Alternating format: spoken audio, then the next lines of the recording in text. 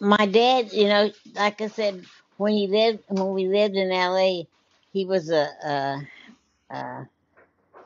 he was an electrician.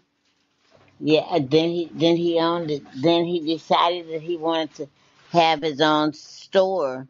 So I think he had two stores when we lived in L.A. One was a fish market and one was a store.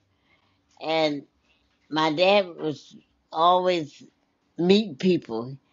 And when we moved here, he knew he had to start all over.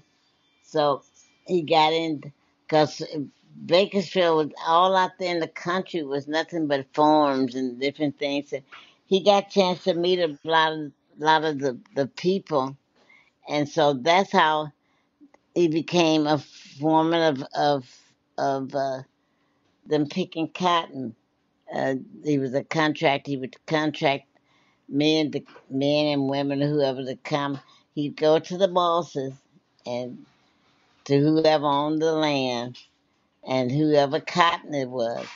He would talk to them, and they would hire him to get the laborers, and so he would pick them up every morning. He had a big old, it was a bus, and he would take them out to the fields, and they would work the fields, and then my dad would pay him at the end of the day.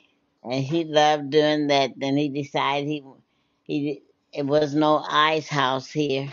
He opened up an ice house, and then he opened up a little hamburger stand next to it.